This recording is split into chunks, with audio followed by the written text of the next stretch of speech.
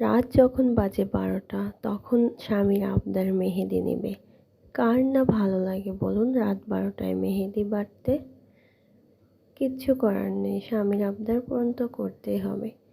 এদিকে আজকে চাঁদ রাত, তারপরেও নূরের গিফট পাওয়ার শেষ নেই। নূরের ছোট বাবা নিয়ে এসেছে অনলাইন থেকে এতগুলো জামা। আসসালামু আলাইকুম everyone, welcome to back my channel. আমি আছি ইউটিউবার শিরিনা আপনাদের সঙ্গে। তা আবার একটি নতুন ব্লগ নিয়ে চলে এসেছি। আজকে হচ্ছে চাঁদ রাত, মানে আমাদের এখানে ঈদের আগের দিন, মানে এটাকে চাঁদ রাত বলে। তো যাই হোক, এই চাঁদ রাতে এখনো নূর গিফট পেয়ে যাচ্ছে।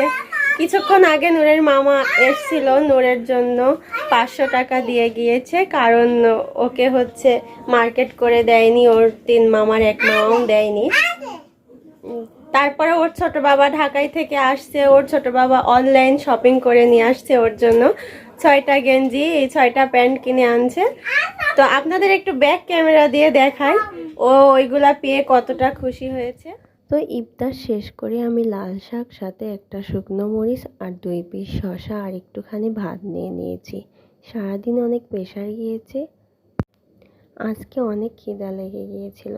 তো এদিকে নূর নাচ করতেছিল, ঈদ মোবারক গান হতেছিল টিভিতে। তো ওর সঙ্গে আমি কথা বলতে বলতে ভাবলাম ঘরের লুকটা একটু চেঞ্জ করে নিই। তো পর্দাগুলো আগের দিন সুন্দর করে কেচে দিয়েছিলাম। তো একটা একটা করে আমি পাইপটা খুলে পাইপের মধ্যে পর্দাগুলো একটা একটা করে দিয়ে ঘরের লুকটা একটু চেঞ্জ করব। সঙ্গে বিছানার চাদরটাও চেঞ্জ করব। আর সঙ্গে ঘরটা পরিষ্কার করব, মুছবো। এক কথায় কাল সকালে টাইম পাবো না, এই জন্য আজকেই সব কিছু রাতে করে রাখছি। ওইদিকে তিশা ভাবি মেহেদি দেওয়ার জন্য ডাকছিল, তো আমি এগুলা কাজ করতে লাগছিলাম, ব্যস্ততার কারণে যেতে পারিনি। তো নূর আমাকে অনেক হেল্প করতেছিল। নূর আর আমি মিলে পর্দাগুলো ভরে ফেললাম।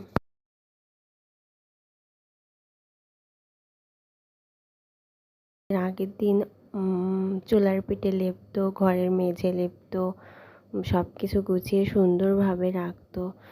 সকালবেলা আমরা তাড়াহুড়া করে উঠে নতুন জামা কাপড় পরে সেমাই রুটি খেয়ে ঈদগাহে বেড়াতে যেতাম। কিন্তু আগেকার কথাগুলো মনে পড়লে খুব কষ্ট লাগে। কিন্তু এখন আর তেমনটা হয় না, কারণ এখন অনেক বড় হয়ে গিয়েছি, পরের ঘরে এসে গিয়েছি, একটা ছেলেও হয়ে গিয়েছে।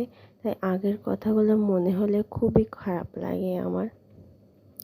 তো আপনাদের সঙ্গে কথা বলতে বলতে আমার পর্দাটা ভরা হয়ে গেল, ছেট করাও হয়ে গেল, বাকি জানালার পর্দাগুলো এখন ভরবো। তো হঠাৎ করে আমার হাজবেন্ড বাইরে ডাকলো, তার বায়না এখন মেহেদি বেটে তাকে আঙ্গুলে দিতে হবে।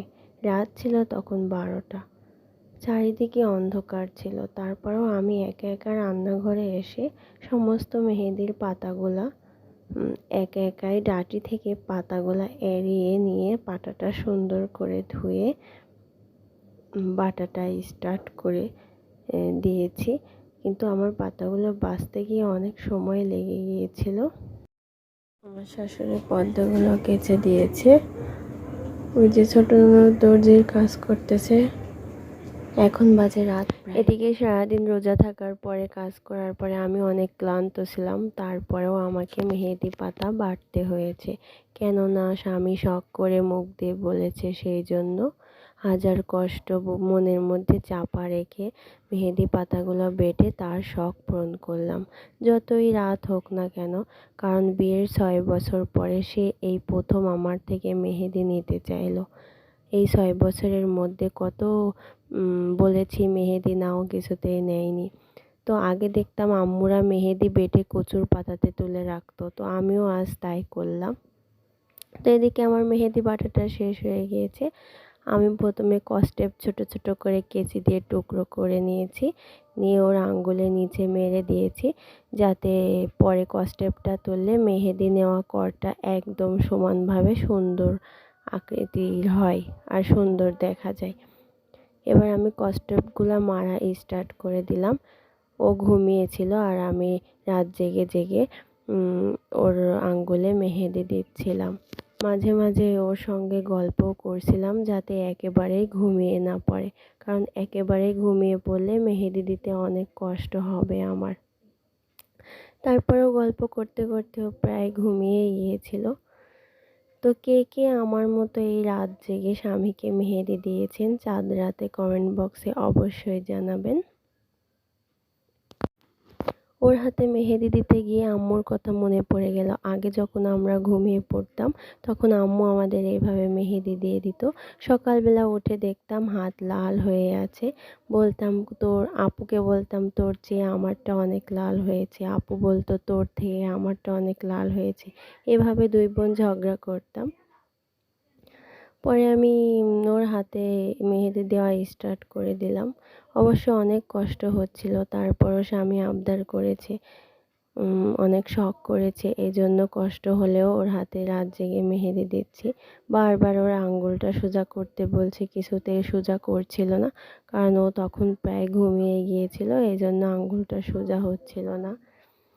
তারপরেও কষ্ট করেই আমাকে মেহেদিটা দিতে হলো।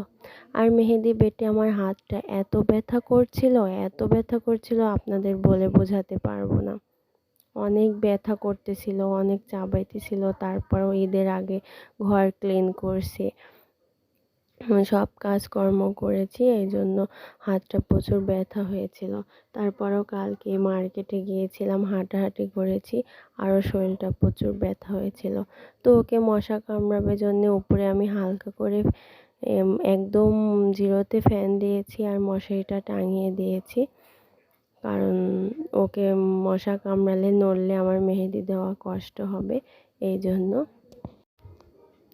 তো এদিকে ওর হাতে মেহেদি দিয়ে আমার কমপ্লিট হয়ে গিয়েছে। আমার হাঁটুর ওপরে ওর হাতটা রেখে আমি একটু শুকাতে ছিলাম, কারণ উপরে ফ্যান চলতেছিল।